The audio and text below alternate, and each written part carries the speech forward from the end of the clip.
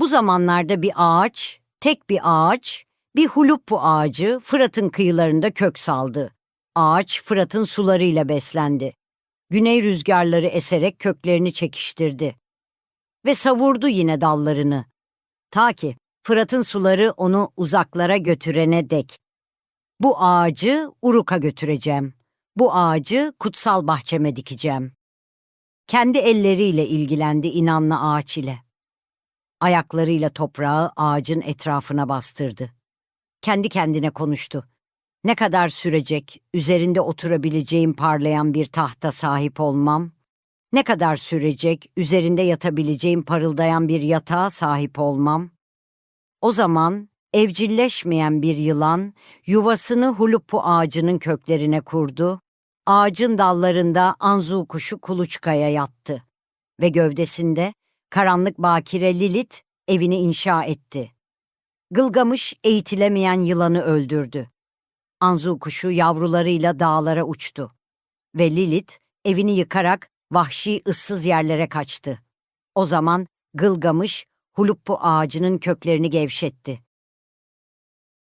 Bu çalışmada adını duyduğunuzda kiminizin aklına isyankar bir kraliçe, kiminizin aklına ise karanlık bir iblis gelen 4000 yıllık yazılı geçmişe sahip ve karmaşık bir figür olan Lilith'in izini süreceğiz.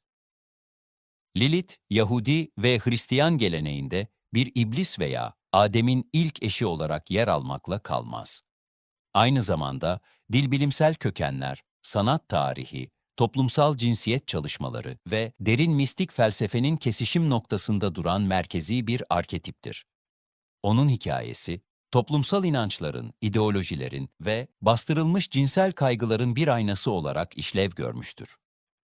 Antik çağda, bereket, yaşam ve ölüm döngüsünün merkezinde yer alan ana tanrıça arketipine en yakın karakterlerden biri olarak görülmüş, ancak Sami toplumundaki ataerkil düzenin yükselişiyle şeytanlaştırılmış ve femme fatale, yani felakete yol açan kadın figürüne dönüştürülmüştür. Lilith'in hikayesi, Yahudi yazınlarından çok daha eskiye, M.Ö. 3. bin yıl Sümer-Babil inanç sistemindeki demonlara, yani kötücül varlıklara, ruhlara dayanır. Adının kökeni, Akatça'daki Eril, Lilu ve onun dişil varyantları olan Lilitu ve Ardat Lili sözcük ve köklerine dayanır. Bunlar genellikle rüzgar ruhları veya gece ruhları sınıfından iblis benzeri kötücül varlıkları ifade ediyorlardı. Lilu sınıfı, özellikle çocuk sahibi olmadan ölen gençlerin ruhları olarak tanımlanırdı. Bu ruhlar, üreme döngüsüne tehdit oluşturan cinsel kötücül varlıklardı. Lilith'in Akatça varyantı, Lilitu ise dişi cin veya rüzgar ruhu anlamlarına gelir. Ardat Lili ise genç, evlenmemiş kadın veya fahişe unvanını taşıyan ve uykularındaki erkeklere gelerek onlardan çocuklar doğuran bir gece cinidir. Her ne kadar kimi modern dil bilimciler Lilith isminin İbranice'de gece anlamına gelen Layla sözcüğüyle doğrudan bağlantılı olduğunu reddetse de, fonetik benzerlik Lilith'in Semitik kültürlerde yaygın olarak gece hayaleti olarak algılanmasını pekiştirmiştir. Sümerce Lil kökü aynı zamanda zehir ve salgın hastalık anlamlarına gelir. Hastalık getiren ve kaosu temsil eden bir rüzgardır. Dolayısıyla Lilith, tıpkı Sami mitolojisindeki zararlı cin ve iblisler gibi kötücül rüzgar ve hastalıkla ilişkilidir. Lilith adının öne çıktığı en önemli yazılı kayıt, M.Ö. 2000 dolaylarına tarihlenen Gılgamış ve Huluppu Ağacı adlı anlatıdır. Söz konusu destana göre, bir zamanlar Fırat Nehri'ne dikilip orada büyümüş olan bir Huluppu ağacı, güney rüzgarı tarafından sökülünce uzaklara sürüklenir. Bilinmeyen bir nedenle iki Sümer tanrısı An ve Enlil'in sözü yüzünden dehşet içinde dolaşmakta olan aşk ve savaş tanrıçası İnanna, sürüklenen Huluppu ağacını görür. Ağacı alır ve kenti Erek'e getirerek oradaki bol meyveli bahçesine diker. Ondan kendine taht ve araba yapmayı umarak ağacı büyük bir özenle büyütür. Ancak bir sorun vardır. Yıllar geçmesine, ağaç olgunlaşmış olmasına rağmen dal ve yapraklardan yoksundu. Gövdesi çırılçıplaktı. Çünkü dibine bir yılan yerleşmiş, bir imdugut yani Anzu kuşu tepesine yavrusunu yerleştirmiş ve kötü varlık Lilith ağacın ortasına evini yapmıştı. Burada Lilith'ten ki sikil lilla yani bakir bir kutsal alana çöreklenmiş dişi ruh diye söz edilmişti. İnanna artık üzgündür ve acı acı ağlamaktadır. Şafak sökerken ağacına olanları güneş tanrısı Utu'ya anlatır. Ama Utu ona yardım etmek için hiçbir şey yapmaz. İnanna bu sefer derdini Gılgamış'a anlatır. Ona yardım etmeye karar veren Gılgamış, zırhını kuşanıp baltasını eline aldıktan sonra ağacın dibindeki yılanı öldürür. Olanları gören imdigut kuşu korkuya kapılır ve yavrusunu alıp uzak dağlara gider. Dehşete kapılan Lilith ise ağacın ortasına kurduğu evini yıkarak ıssız harabeliklere kaçar. Böylece ağaç ona zarar veren yılandan, imdigut kuşundan ve kötü bir varlık olan Lilith'ten kurtulur. Konudan bağımsız olarak, söz konusu efsanede bahçe, ağaç, yılan ve bir dişi varlığın birlikte geçiyor olması ayrıca önemli ve akılda tutulması gereken bir noktadır. Lilith'in kaçışı hakkındaki bu anlatı, İbrahimi geleneği etkilemiştir. Yahudi yazınlarında vahşi doğa ile ilişkilendirilen Lilith'in Kızıldeniz'e kaçtığı, düzene, medeniyete ve verimli topraklara karşıt bir güç haline geldiği anlatılır. Bunlara kaynaklık eden unsur, Gılgamış Destanı'nın 12. tabletinde yer alan Gılgamış ve Huluppu ağacı anlatısıdır. Sonraki adaptasyonlarında Lilith'in karakteri, Lamashtu'nun vahşeti ve İştar'ın baştan çıkarıcılığı gibi iki büyük dişi figürün özelliklerinin birleşimiyle açıklanır. Lilith, özellikle hamile kadınlara ve bebeklere musallat olma özelliklerini paylaştığı Mezopotamya iblisi Lamashtu ve Yunan mitolojisindeki Lamia figürleriyle yakın benzerlikler gösterir. Lamashtu, bebekleri öldüren, kan içen ve düşük yapan kadınlarla ilişkilendirilen kötü niyetli bir figürdü. Güzel bir kadın kılığındaki Lamia ise genç erkekleri baştan çıkaran ve çocukları yutan, yarı yılan bir figürdü. Bu figürün bir zamanlar tanrısal statüye ulaştığına veya ondan unsurlar devraldığına yönelik en önemli ikonografik kanıt, Burney kabartması veya Gecenin Kraliçesi olarak bilinen ve M.Ö. 1800 ile 1750 arasına tarihlenen Babil kabartmasıdır. İnanna, yani İştar'ı veya yeraltı tanrıçası Ereşkigal'i temsil ettiği düşünülen kabartmada 4 boynuzlu taç takan çıplak bir kadın yer alır. Baykuş pençeleri ve kanatları vardır. 2 aslanın üzerinde durur ve 2 baykuşla çevrilidir. Benzer şekilde Lilith'in baykuşla, uçmayla ve gece terörleriyle olan bağlantısı, onun başlangıçta tanrısal otoriteye sahip bir dişil figür olan Sümer tanrıçasının özelliklerini devraldığını, ancak ataerkil dinlerin yükselişiyle kötücül bir dişi varlığa dönüştürüldüğünü gösteren önemli bir kanıttır. Yahudi geleneğine geçerken bir tanrıça değil de korkulan, cinsel tehdit içeren ve çocuk katili bir varlık olarak kodlanmıştı. Lilith, İbrani kutsal kitabında sadece bir kez Yeşaya kitabının 34. bölümünde yer alıyor. Bu pasajda İsrail'in ezeli düşmanı olan Edom'un ıssız ve çorak topraklara dönüşeceği anlatılırken şöyle denir: Yabanıl hayvanlarla sırtlanlar orada buluşacak, tekeler karşılıklı böğürecek. Lilith oraya yerleşip rahata kavuşacak.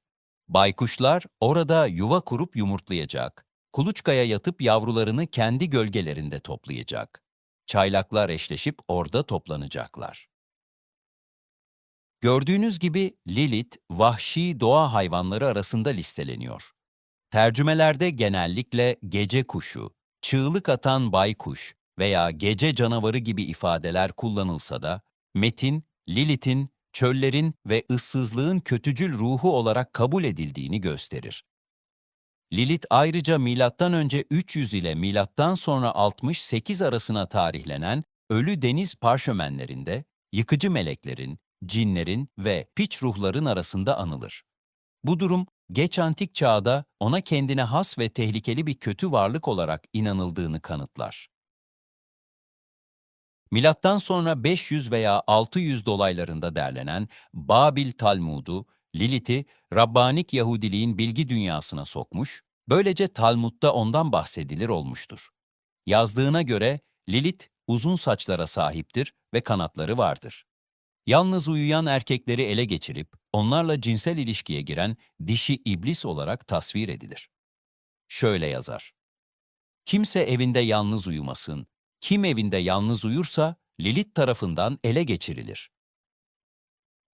Ayrıca Talmud'da Lilith'in üreme döngüsüne yönelik tehdidi fiziksel bir boyuta taşınır. Buna göre eğer bir anne düşük yaparsa, düşüğün kanatlı bir Lilith suretine sahip olması nedeniyle annenin doğumun kirliliğinden arınması gerekir. Lilith'in bu rolü, Mezopotamya mitolojisinde kötü bir dişi varlık olup çocukları öldürdüğüne inanılan Lamashtu ile paylaştığı ortak özelliklere dayanır. Talmud'da Lilith'ten aynı zamanda iblislerin annesi diye söz edilir. Yazdığına göre Lilith'in oğlu Hurmin öyle hızlı koşuyordu ki 4 nala giden bir atlı bile ona yetişememişti. Birçok dinde kötü varlıkları veya şeytanı kovmak için çeşitli yöntemler uygulandığını biliyorsunuz. Bunların kökenleri binlerce yıl önceki mitolojilere dayanır ve kovulmaya, korunulmaya çalışılan varlıklardan biri de elbette Lilith'ti. Yahudi büyü geleneğinde, özellikle Babil'de bulunan Arami büyü kaseleri içinde, Lilith'i evden uzaklaştırmayı amaçlayan yazılar mevcuttur. Şimdi Adem'in eşi Lilith konusuna gelelim. Lilith'in en bilinen ve Adem'in karısı haline getirilerek Yahudi mitolojisini kökten değiştiren rolü, milattan sonra 700 ile 1000 yılları arasında yazıldığı düşünülen Ben Sira alfabesi aracılığıyla ortaya çıkmıştı. Ben Sira'nın 78. bölümü, Lilith'i cennet bahçesine yerleştirerek, Yahudi teolojisindeki iki farklı yaratılış anlatısı arasındaki çelişkiyi çözmeyi amaçlamıştı. Burada, Lilith'in başarısızlık hikayesi, Havva'nın itaatkar ve Rabbanik düzence kabul edilebilir rolünü güçlendirmek için bir kontrast görevi görmüştü. Ben Sira'da yazdığına göre, Lilith, Adem ile aynı topraktan yaratılan ilk kadın ve ilk eşti. İkinci eşi Havva ise daha sonra Adem'in kaburga kemiğinden yani ondan bir parça olarak yaratılmıştı. Lilith ve Adem'in hikayesini doğrudan söz konusu Yahudi yazınından okuyalım. Tanrı yapayalnız olan Adem'i yaratırken insanın tek başına kalması iyi değil dedi. Bunun üzerine tıpkı Adem'i topraktan yaratmış olduğu gibi topraktan bir kadın daha yarattı ve ona Lilith adını verdi. Ancak Adem ile Lilith daha ilk andan itibaren çatışmaya başladılar. Lilith altında yatmam derken Adem ben senin altında değil yalnızca üstünde yatarım. Çünkü senin konumun aşağıdadır, üstün olan benim diye karşılık veriyordu. Lilith buna ikimiz de topraktan yaratıldık, dolayısıyla eşitiz diye cevap verdi. Fakat ikisi de birbirini dinlemeye yanaşmadı. Durumun değişmeyeceğini gören Lilith, Tanrı'nın gizli adını söyleyerek havaya yükselip kaçtı. Bunun üzerine Adem yaratıcıya yönelip şöyle dedi: "Evrenin hakimi, bana verdiğin kadın kaçtı." Bunun ardından kutsal olan Lilith'i geri getirmeleri için 3 melek gönderdi. Tanrı Adem'e şöyle demişti: "Eğer dönmeyi kabul ederse mesele çözülecek. Ama dönmezse her gün 100 çocuğunun ölmesine razı olacak." Melekler Tanrı'nın huzurundan ayrılıp Lilith'i aramaya çıktılar ve onu denizin ortasında, Mısırlıların boğulmaya yazgılı olduğu o kudretli sularda buldular. Ona Tanrı'nın buyruğunu ilettiler. Fakat Lilith geri dönmek istemedi. Melekler, "Seni denizde boğarız" diyerek onu uyardılar. Bunun üzerine Lilith, "Beni bırakın" dedi. "Ben yalnızca bebeklere hastalık getirmek için yaratıldım. Eğer bebek erkekse doğumdan sonraki 8 gün boyunca, kızsa 20 gün boyunca üzerinde etkim vardır." Melekler bu sözleri duyunca onu geri dönmeye zorladılar. Lilith ise yaşayan ve ebedi Tanrı'nın adı üzerine yemin ederek şöyle dedi: Sizin isimlerinizi, suretlerinizi ya da biçimlerinizi bir muskanın üzerinde gördüğümde o çocuğa dokunma gücüm kalmayacak. Ayrıca her gün 100 çocuğunun ölmesini de kabul etti. Böylece her gün 100 iblisin yok olduğu anlatılır. Aynı nedenle küçük çocukların muskasına meleklerin adları yazılır. Lilith bu isimleri gördüğünde yeminini hatırlar ve rahat bıraktığı çocuk iyileşir. Yani Sanoy, Sansenoy ve Semangelof adlı 3 melek, cennetten kaçan Lilith'i Kızıldeniz yakınlarındaki bir mağarada bulurlar. Adem'e geri dönmemek için her gün 100 çocuğunun ölmesini kabul eder ve bir pazarlık yaparak 3 meleğin adlarının yazılı olduğu muskaları taşıyan çocuklara zarar vermeyeceğine yemin eder. Bu yüzden özellikle doğum sırasında Lilith'in bebeklere zarar vermesini engelleme düşüncesiyle eski Yahudi topluluklarında muska uygulaması yaygındı. Lilith figürü, Orta Çağ'ın sonlarında Kabalistik mistisizme, özellikle Zohar'a entegre edilince evrensel kötülüğün öncülerinden biri haline geldi. Lilith, Kabbala'da diğer tarafın kraliçesi ve kozmik kötülüğün vücut bulmuş hali olarak kabul edildi.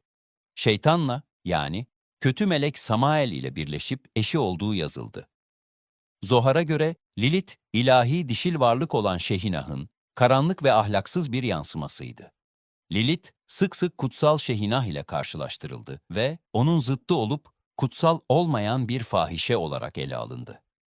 Kimi 13. yüzyıl haham yazınlarına göre belden yukarısı güzel bir kadın iken belden aşağısı yanan bir ateş şeklindeydi.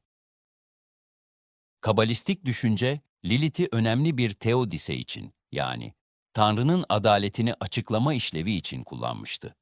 Dünyadaki şer odaklı eylemleri ve masumların acı çekmesini Lilith ile bağdaştırıp, Tanrı varsa kötülük neden var sorusuna cevaplar üretilmişti. Zohar'da yazdığına göre, Lilith, uykusunda boşalan erkeklerin spermini kullanarak yeni iblisler, hayaletler ve Lilin orduları yaratır. Bu yüzden evlilik dışı cinsel enerjinin Lilith'in kötülük imparatorluğunu beslediği inancı pekişmişti. Yeşaya kitabındaki Lilith sözcüğü, Kitab-ı Mukaddes'in Latincesi olan Vulgata'da Lamia diye tercüme edilince, Lilith, Yahudilikten Hristiyanlığa farklı bir adla geçti.